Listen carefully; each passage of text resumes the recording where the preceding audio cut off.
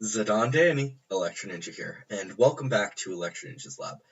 In today's video, we are talking about manga specifically. Um, and not necessarily any specific manga, but we are going to be talking about manga in general. For those of you who are not completely aware, manga takes a long time to basically make it over here to the States. And honestly, I feel like a lot of people, including myself, are a bit upset about this.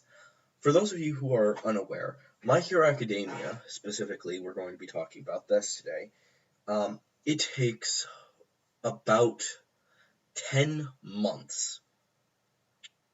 You heard that right. 10 months for a manga to go from Japanese to the English version. Yeah. That means that these manga are basically sitting over in Japan being translated for 10 months. And honestly, that seems extreme. Like, very, very extreme. But why is this? Is an important question to ask. We all know that anime can get translated within a few days, maybe even weeks. And that requires, not only does it require a translation to be written out, it then requires the amount of time for the voice actors to come in, do their lines, and get it done. Now, of course, they are going to be receiving the actual lines very early on, during the time that we'll just use My Hero Academia. Funimation is going to be receiving the episodes long before they go live over in Japan. And that's always been the case. Usually for earlier series, you won't get this immediately, unless it is a series that people really enjoy and the creators think, we can make a lot of money off of this, and they send it off to be dubbed immediately. That is the basic issue. Now, this is not the only media that these two medias are not the only ones to think about as well. A lot of video games, movies, honestly, a lot of these things are being released very quickly. Sometimes worldwide releases on the exact same day. Now, obviously, it takes time to send things over. It takes time to translate stuff like this, and that's understandable. But 10 months is extreme. It does not take 10 months to move thousands or millions of copies, which honestly I don't think it's that many, from Japan over here to be translated. And most likely, these things are actually being printed over here in the States. They're literally probably getting the files and being sent over here, because we have supplies to actually get this stuff done. So the question then is, why? Why does it take so long for a manga to come over, but almost every other media takes much, much less time? Now, obviously, light novels are actually in the same book or in the same boat as manga, so we're not going to be changing the topic about that. But the simple fact of the matter is that there is a problem here. So what exactly is the problem? And the simple answer is that other medias are much more popular over here in the States than they are in Japan. For those of you who are unaware, anime is not actually as popular in Japan as it is over here in the States. While over here in the States, you will often see in any large city someone walking down the street dressed up as some anime character. I actually knew someone in my actual Japanese class who every day cosplayed. Not to an extreme amount, but it was still there. It was a bit of cosplay. They walked in every day in very, very nerdy outfits that were basically cosplay. It wasn't exactly, but it was somewhat. And that is way more acceptable here in America than it is over in Japan. Over in Japan, things are much more regulated, down to being in one street in Tokyo. And anywhere else, you're going to be in a lot of trouble. And that's a simple fact. But while anime isn't super popular in Japan, manga is. There are literally thousands of people who are reading manga. They will literally go over to the store and they will go to the stores, they will go to manga cafes, they will go to libraries, and they will pick up manga almost on the daily, some people, and be reading it all the time. While here in America, it's not the same situation. Most of our interaction with the media of manga is actually through anime. We find out about our favorite shows, such as, again, My Hero Academia. We find out about it through the anime. We watch the anime, and if we become really big fans, we will pick up the manga. And that is kind of the situation that we're in. Just as an example, if you actually look at my manga collection, one series in the entire collection up there is original. Completely original manga that I was not introduced to through any other situation. Also one light novel, but that's one light novel, not even a series. While the manga, I have the series, the entire series of Witch Hat Atelier up there, and that is the only one that I have not seen an anime for.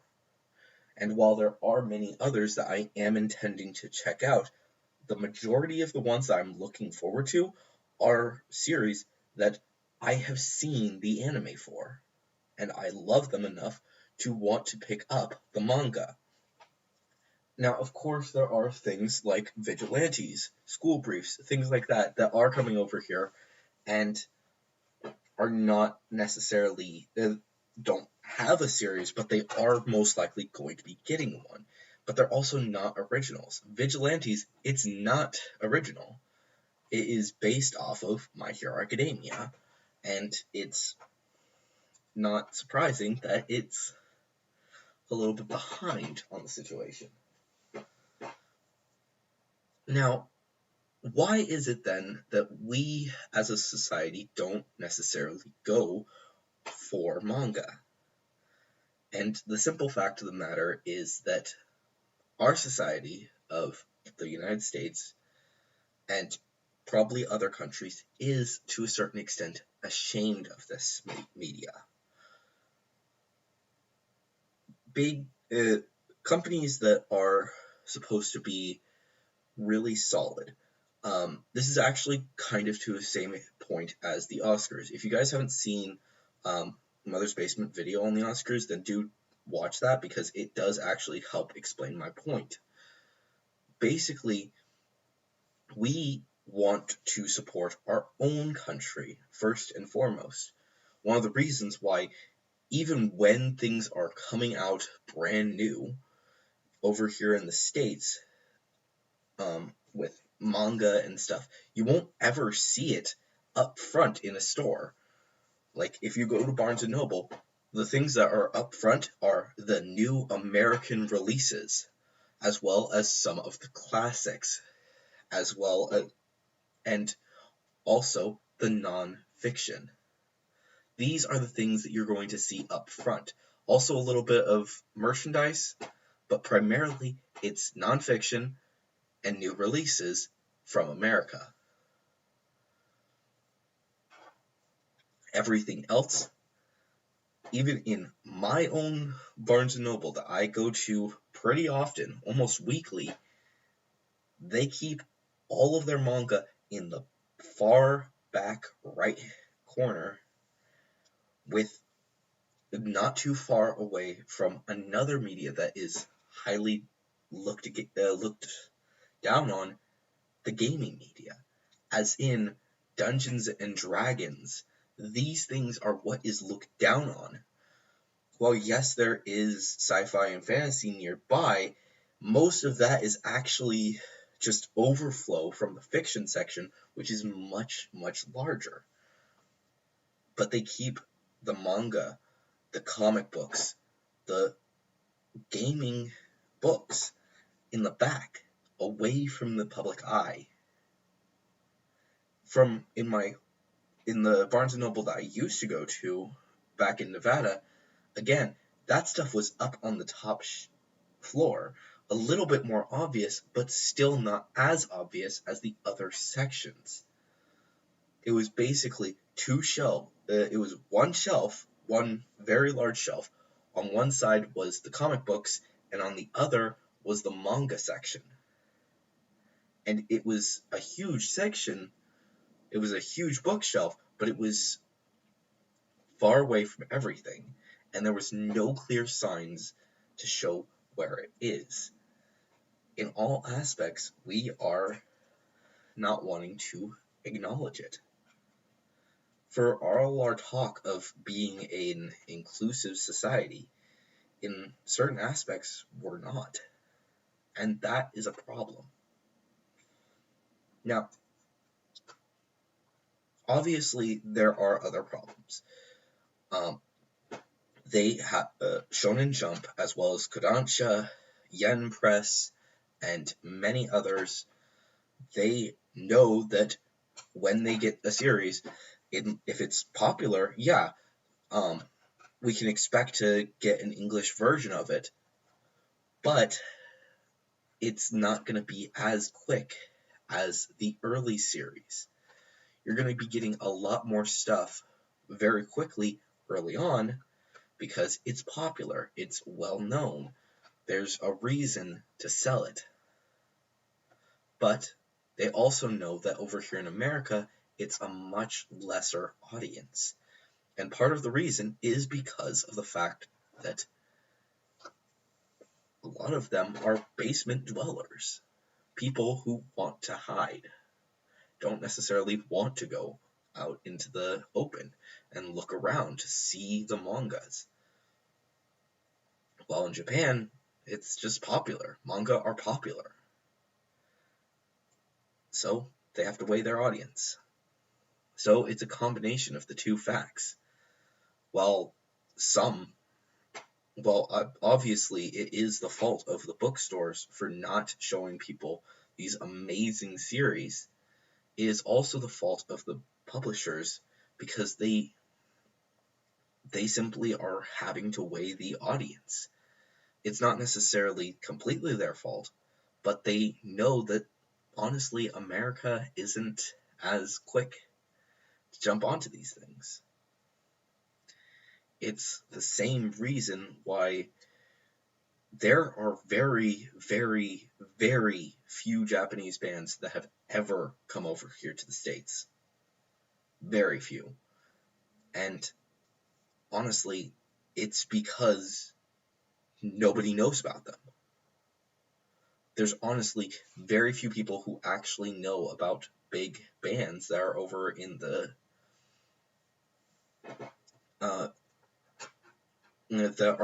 Japan. Hyde, I hadn't heard about him until Abroad in Japan did a series on him. My first story, I found out about them through Sayuri, who I found out about through My Hero Academia. That is the problem.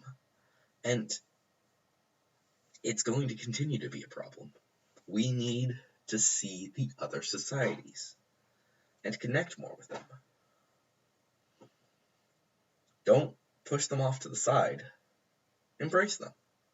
That's the best we can do. And that's part of the reason why I have this Show It Some Love series. Because there are things that are truly great that unfortunately fall by the wayside.